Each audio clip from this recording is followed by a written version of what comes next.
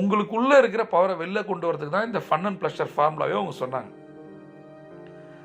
நீ நம்பு, நீ ரெகக்னைஸ் பண்ணு, நீ ரொம்ப ரொம்ப பவர்ஃபுல்லானவன், நீ நினச்சா எதை வேணால் பண்ண முடியும். இதான் உங்களுக்கு நான் சொல்கிறேன். நீங்கள் நம்புங்க, ரெகக்னைஸ் பண்ணுங்க. உங்களை விட மிகப்பெரிய புத்திசாலி உலகத்தில் யாரும் கிடையாது, பவர்ஃபுல்லான மனுஷன் யாரும் கிடையாது. நீங்கள் நினச்சா எதை வேணால் கிரியேட் பண்ணலாம். உங்களுடைய இலக்கு 100 கோடியோ 1000 கோடியோ 1 லட்சம் கோடியோ எதுனாலும் உங்களால் பண்ண முடியும். உங்கள்கிட்ட ஒரு எக்ஸ்ட்ரானரி எபிலிட்டி இருக்குது அப்படின்னு குரு சொன்னாங்க. ஏங்கிட்டியா?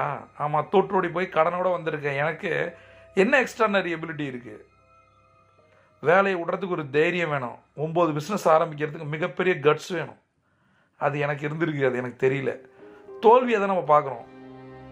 அது வெற்றியை நோக்கி போராடும் போது நமக்குள்ளே இருந்து என்ன வந்துச்சு, என்ன பண்ணணும். 9 ஆஃபீஸ் நான் ஆரம்பித்தேன். ஒரு ஆஃபீஸுக்கு 5 பேர்னாலும் ஒரு 45 பேர் குடும்பத்துக்கு சோறு போட்டிருக்கேன். நான் தோற்று போனேன்.